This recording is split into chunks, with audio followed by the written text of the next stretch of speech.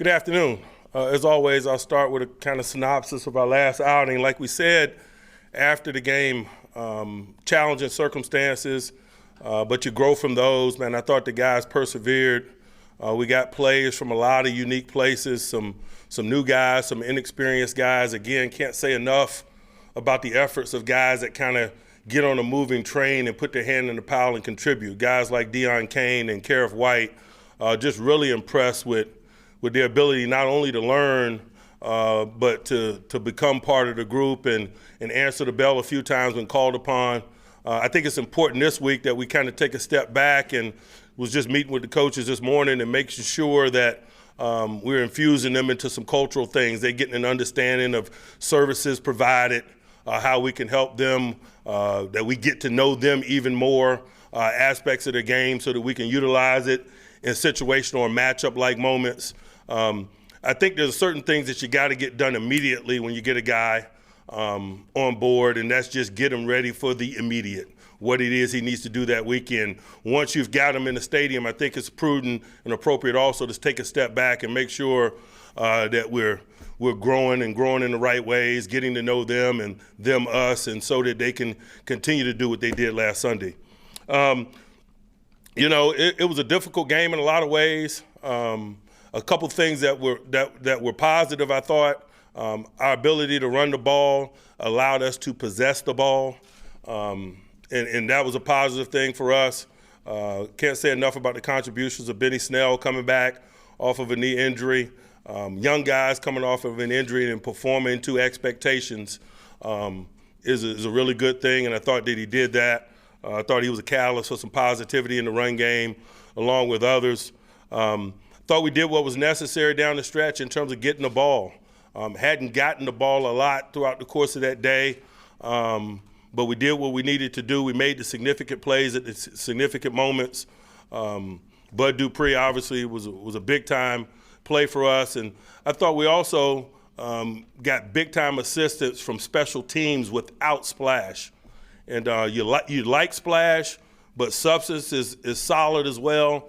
They had the number one kickoff return guy in the NFL, and I thought we, for the most part, neutralized him in that element of play from a field positioning standpoint. I thought our punting, and particularly our situational or red zone punting, was excellent. And I thought Boz does what Boz does in Cincinnati, which is performing at an extreme high level. As we come out of the game, I think we're relatively healthy from an in-game standpoint. We got some bumps and bruises associated with play. Some of the guys went down in the game, were also able to come back and finish the game, like Watt and others. We'll watch those guys. Some of them are being looked at downstairs and let their participation be our guide as we prepare for this one. The existing injuries kind of are the ones of note, and we don't have a lot of clarity about availability in these men. Juju with his knee, James Conner with his shoulder, and Artie Burns with his knee. All three missed the last game. I don't know what their status will be as I stand here. Obviously, we'll go through our normal procedures in terms of looking at those guys and seeing if they're good enough to participate in practice, and then kind of go from there. But don't have a lot of clarity as I stand here today regarding those three men. Now, regarding this game, we met as a staff. We've decided that we're going to start Duck this week. And really the decision is clear for us, and some really clear reasons why. Like I talked about after the game, I thought he provided us a spark in game. I'm hopeful that he's capable of continuing to provide that spark as we step into this stadium.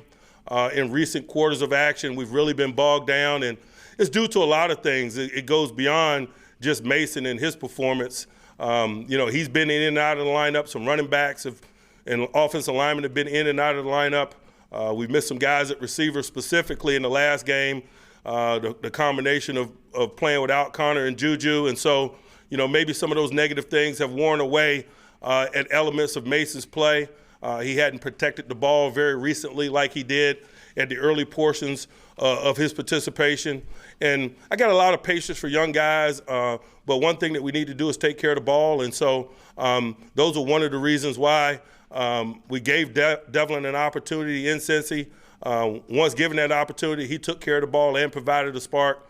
So we just thought it was reasonable as we prepare this week to allow him to continue to do that.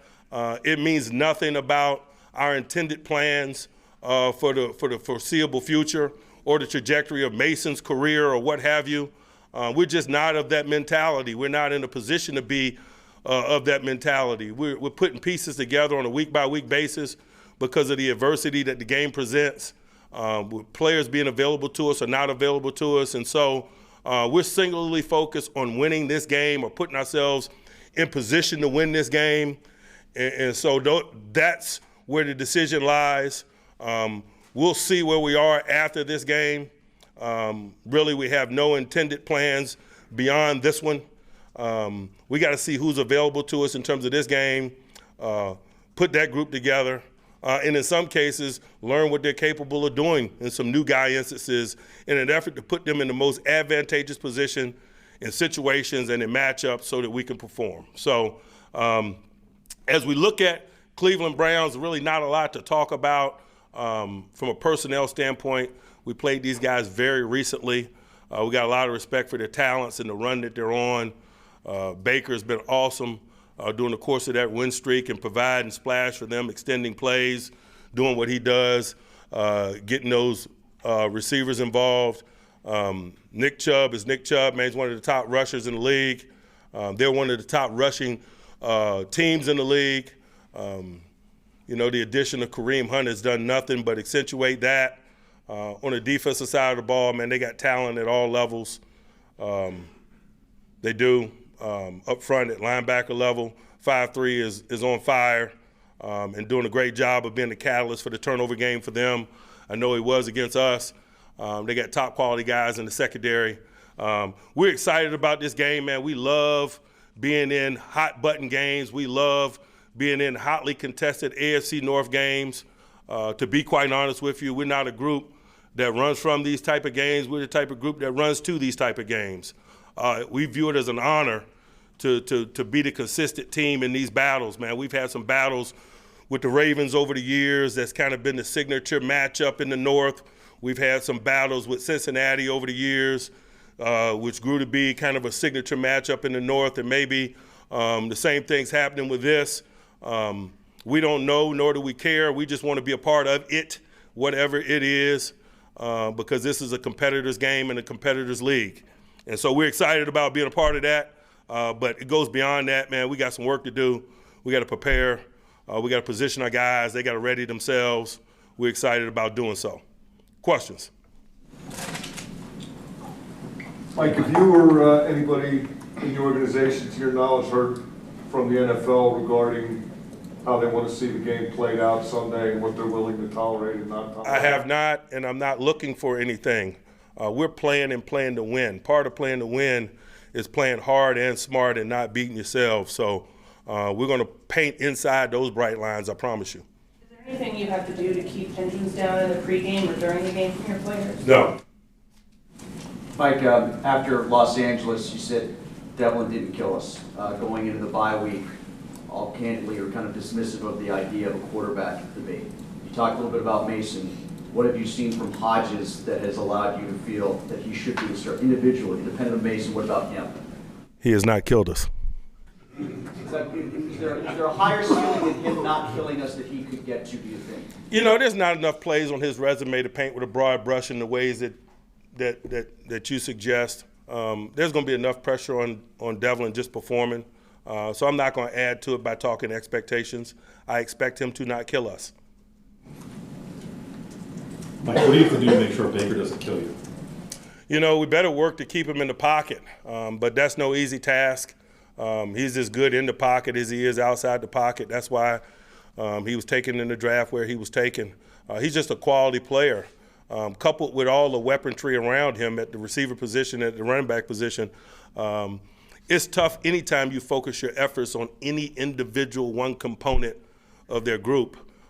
At different times, we're going to have to focus on different elements of that group.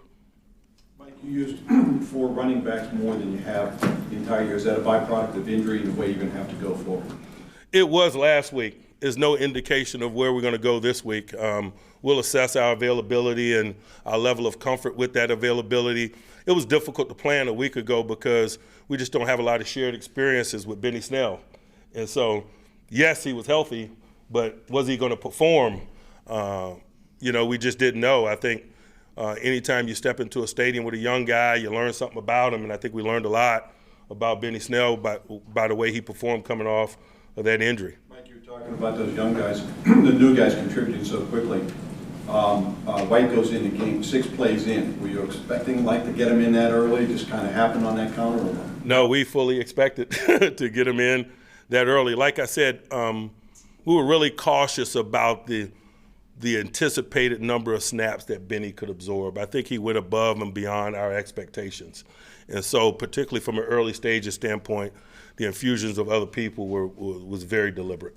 Did you see him getting stronger as the game went on? He hadn't carried the ball in a few weeks. I don't know that I saw him getting stronger. I just think that he was strong all week. I was looking for signs maybe of something other than that, and I never saw it. Mike, does the opponent this week have anything to do with the decision to not start Mason? If you were playing somebody else and didn't have that history from a couple weeks ago, did that? No, we got enough issues of our own that we just need to focus on us. And I say that routinely. We respect the people that we play. We acknowledge who they are for matchup and situational purposes, for personality purposes. But the bottom line, particularly when you start to get to this point in the journey, man, they're nameless gray faces. It is a man versus himself battle, individually and collectively. How we're able to prepare and how we're able to perform will determine our fate. Mike, when did you inform Mason that this was the decision you guys were going in, and what was that conversation like? I'm not going to get into that, but he was informed this morning. Mike, when you make an in-game decision on the quarterback, how much is that based on Phil from you? A lot. Over physicality and the ways they're A lot. I meant what I said after the game. I just felt like we needed a spark. And so I thought in the quarterback position, by the virtue of the nature of the job, it's an opportunity to provide that spark. And, he made a play there early on I thought was significant and kind of energized not only our offensive unit, but our team and our sideline. And it was enough for us to get out of that stadium. We'll see what this week holds. that same mindset this week, isn't it? For you? We'll see. When Devlin has played the same sort of things that you saw in the preseason as far as decision making, getting the ball out quickly, some mobility to keep plays alive, but those things shown on tape at the top level here. I'm sorry, the question? Have you seen some of the positives from Devlin that you used to make the determination to keep him in the first place? Have you seen those transpire? We didn't keep him in the first place. He's been really consistent in terms of his approach. At every turn, he's proven that those circumstances aren't too big for him, that he doesn't act funny in any way. But in terms of painting with a broad brush and characterizing his game, he just hadn't played enough for me to reasonably do that. Like I said, there's going to be enough pressure on him just by virtue of what he needs to do for us this week, so I got no intentions of adding to it. We all organizationally, offense, coaches, defense, players, we need to work our tails off to make his job easy this week. And that's how we support him. I'm sorry. You said after the game you may already know who was going to be the starting quarterback. Did it require any more debate, or did you know that? I'm not going to get into how we function. I just informed you guys, and I'll leave it at that. How did the Browns manage without the first game, without Myles Garrett and getting Ogunjobi back? I'll let them assess that. I think they're better appropriately capable of assessing that. And we got respect for their talent. 6'5" coming back is going to be significant because he's a good player. But again, like I said, the focus is on us and how we perform and how we put our collection of people together and we prepare them. That's just where we are. Mike, how much of a full week of reps for Doc might that mean to him? Is there any way to calculate having number one reps all this week? There is not. It served him well in L.A., but again, when you're talking about a really young guy, every new day is a new day, and I know that we're going to work our tails off to make sure that we build these days in a way that is conducive to a good performance for him. Did you think Rudolph was impacted either in preparation or during the game by events of last week?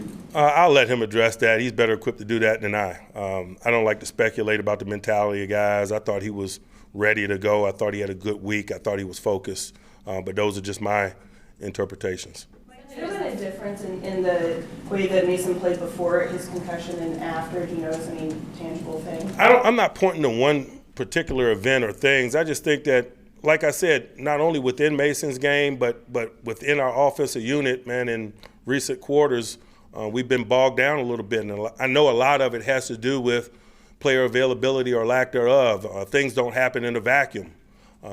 So, you know, I meant what I said, that I just thought Devlin might provide us a spark. It might not necessarily mean anything negative in terms of Mason, the overall trajectory of his career, or what he's going to even mean to us next week. We're focused on putting ourselves in position to win this game, and we'll worry about next week. You mentioned coming together as a staff to make a decision for the quarterback. How much do you take the pulse of players? I'm not getting into how we function in this setting. I told you guys of the decision, and you've got it. In that first Cleveland game, you made a big point about how you want to be better in your pass rush lanes and had a disciplined approach to pass rushing. How did that go against Finley, a guy that you said also had some mobility? Did you like how you handled yourselves there moving to Baker again? I thought we did, but it wasn't nearly the challenge that Baker Mayfield and the Cleveland Browns is going to be. So I can find comfort if I'm seeking it. Would you assess Jarvis Landry and Odell Beckham Jr.? How is the challenge in defending them different? How do they differ as receivers? They're just different men. They're both dominant players, but they've always been different. And that's why they've always been a good tandem, whether in Cleveland or in Baton Rouge. They're really good players. Well, but their play-action game seemed to work very well for them against Miami. What have you seen from them play-action-wise? What makes them adept at that as a team? Because Nick Chubb is the number 2 runner in the league. So that helps your play-action pass. Mike, you mentioned this as a signature matchup in the North. Is this a rivalry that's been renewed, and if so, what do you feel like renewed it? You know, I don't know about all of that. I don't worry about the outside storylines. I just, you know, when you're in it, you feel it, and it feels like it, and it's a good feeling because, like I said, we're competitors, man. We want to be in those games. We want to be in those matchups. We want to represent the National Football League, our division, this game of football, in those hot-button, big football games, and do so appropriately. How was the addition of Terrell Austin this year? Man, I hadn't thought a lot about it. He's a very credible coach. His resume speaks for itself. He's very good at what he does. Like there was at least three reversals on PI this last weekend, including a booth review in the Cleveland game. Do you feel any differently in terms of what to expect from that? I heard about some of that. I didn't see any of it, so I don't have an opinion, to be honest with you. I'm sure there'll be a video that comes out from the officiating department this week, and I'll see it at some point. But to this point, I hadn't seen the plays that you mentioned, so I don't have an opinion. Mike, with the defense playing as great as they are in terms of 3 and out, do you think that Devlin Hodges having a few more possessions might make him more comfortable as well?